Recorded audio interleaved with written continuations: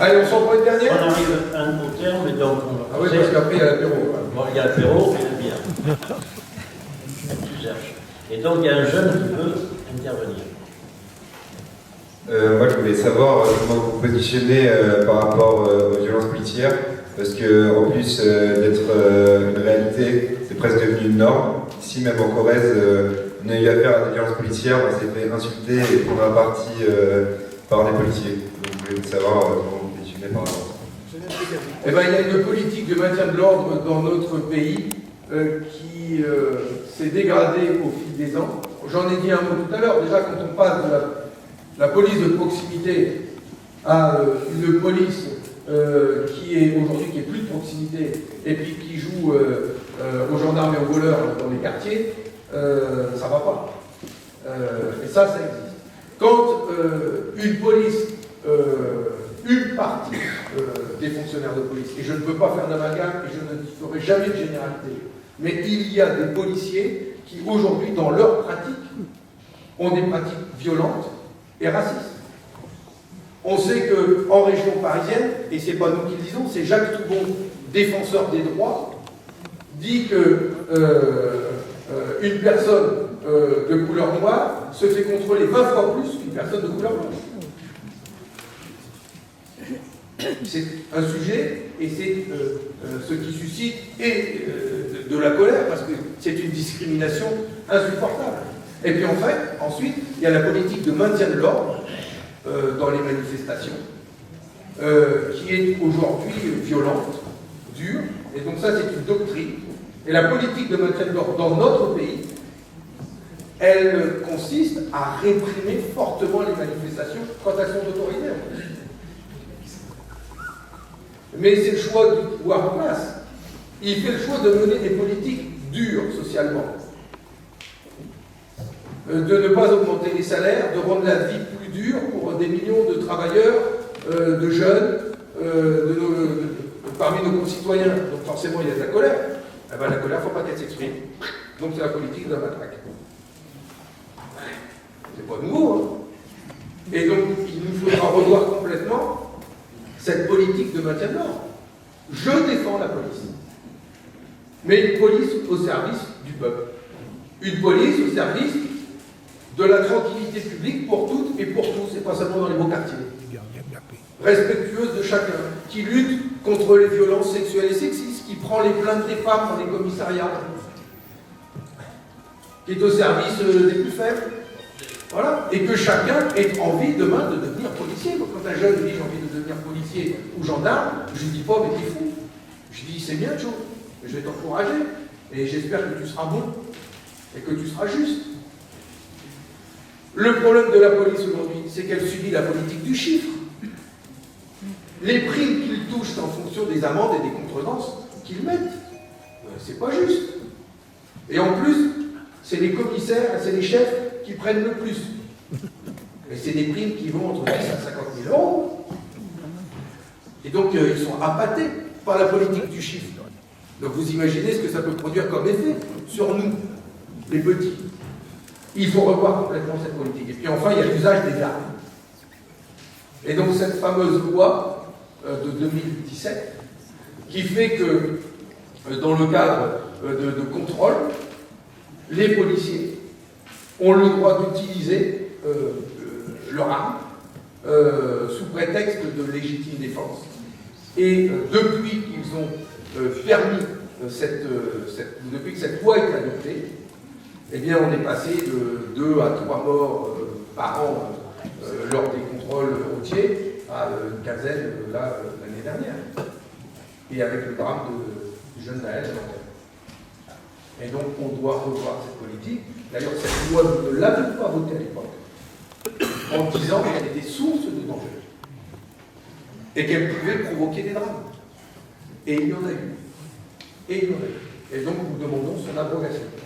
Nous demandons aussi, je suis en train de toutes les idées qui arrivent, il y en a certainement d'autres, mais nous demandons aussi la création d'une inspection générale de la police, IGPN, indépendante. Pour que ce ne soit pas les policiers qui enquêtent sur les policiers. Sinon, on pourrait dire, Hein. Voilà. Donc, on veut créer aussi une IGPN allemande. Voilà. J'espère avoir répondu à toutes vos questions. Et si vous le voulez bien, je vous propose qu'on puisse continuer de discuter autour du verre de l'amitié. Je crois qu'il est prévu. On s'est accueillir. Ouais. Hein, Nicolas? Ouais. Et donc, je vais proposer peut-être à Léon de venir avec moi pour le mot de la fin. Pour vous dire qu'on a passé un moment très agréable ensemble, une belle soirée. On va avoir un moment électoral le 9 juin prochain. Donc ça, c'est pour répondre au comment. Et donc, c'est à ce moment-là qu'il faudra utiliser son bulletin pour aller défendre le monde du travail et défendre la France et sa souveraineté à l'occasion de cette élection. Et puis, je lance cet appel parmi vous. Je ne sais pas si tout le monde est adhérent du Parti communiste français, mais ceux qui ne l'ont pas encore fait, je vous invite à prendre votre carte. Et moi, je vous le dis, je ne pourrais pas être secrétaire national d'un autre parti que le Parti communiste français. D'abord parce qu'on a la culture du débat, on aime ça, on aime débattre, parce qu'on se bat toujours, on n'abandonne jamais, nous sommes des leaders, parce que nous mettons l'être humain au cœur de notre projet, et c'est le plus beau des projets que de se battre pour l'être humain, et puis parce que, à la fin de chacune de nos réunions, on boit un coup et on mange un morceau. Il n'y a pas beaucoup de partis qui le font. Il y en a d'autres, pour pouvoir le faire, ils payent cher. C'est comme ça qu'il faut rentrer des sous. Et pas vrai. Et je suis fier aussi, je dis ça à côté d'Éon, en espérant que demain, il soit député européen avec d'autres. J'ai aussi la fierté de dire qu'au Parti communiste français, les élus reversent une part de leurs émoluments. Et l'argent, ils ne le gardent pas pour eux. Et moi, en tant que député, quand j'ai été élu député, j'ai continué à conserver le même salaire. Et donc la part que j'ai touchée en tant que député et qui était au-dessus de mon salaire, je la reverse tous les mois à mon parti. Et tous les mois, je reverse 2 000 € à mon parti. Voilà. 24 000 € par an. 24 000 €. Alors, quand j'ai expliqué ça à mes enfants, ils ont fait un peu la gueule. Ils avaient chacun des demandes. Ils sont venus avec leurs revendications. Elle dit, c'est bien pour revendiquer, prenez la bonne voie. Et non, je n'accepte pas nos revendications. Parce qu'au Parti communiste français, on a cette culture-là que quand on est élu, on ne s'enrichit pas. Alors bien sûr, il ne s'agit pas de perdre des sous. Et quand celui parce qu'il devient met son activité professionnelle en retrait ou à des frais, etc., il va garder ses émoluments. Un maire, il ne gagne pas beaucoup de sous. Hein. Et donc, ça lui permet de prendre en charge son activité autant que faire se peut. Mais en tout cas, on a une tradition de pouvoir continuer de le faire.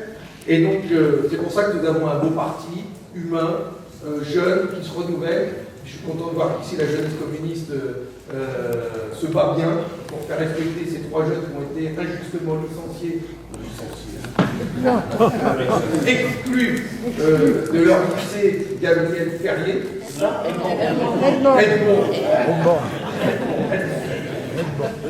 Edmond Ferrier. Je le redis ici, le combat qu'ils mènent est important parce que si parmi les 3, il y en a un qui a eu son bac et qui aujourd'hui n'est plus concerné, il y en a 2 autres, un en terminale et l'autre en première, et qui ont un sursis au-dessus de leur tête, c'est que, comme c'est un sursis, une exclusion définitive en sursis, si demain ils manifestent ou qu'ils se mettent en grève, ils bougent l'oreille, ils sont convoqués et ils sont exclus immédiatement. La mesure qu'ils subissent, c'est une manière pour le proviseur de les faire taire, parce qu'ils sont responsables de la jeunesse communiste. Je voudrais ici leur exprimer toute notre solidarité.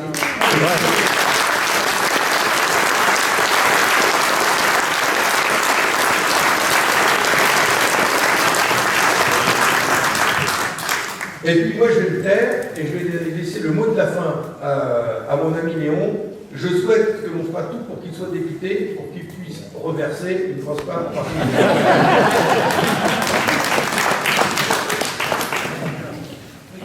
Bon, Fabien a dit l'essentiel. Je voulais juste peut-être vous dire quelques mots sur cette campagne qui s'annonce.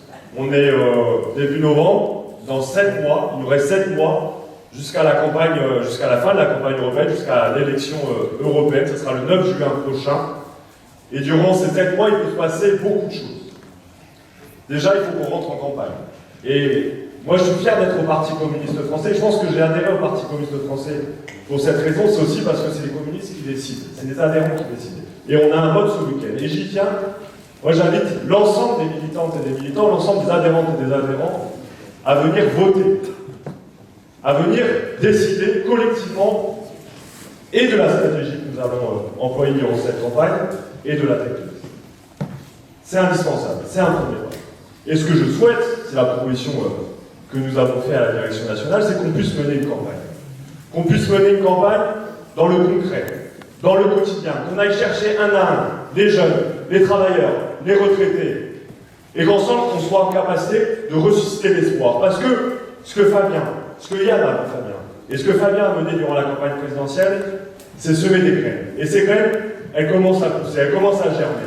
Et à nous de pouvoir continuer dans cette campagne européenne à aller chercher celles et ceux qui n'y croient plus et leur montrer que la politique et que l'engagement politique surtout permet de changer notre quotidien. Alors suscitons l'espoir, recréons une gauche authentique et populaire capable de rassembler très largement le monde du travail et le 9 juin prochain, nous ferons notre grand retour au Parlement européen. Merci à vous.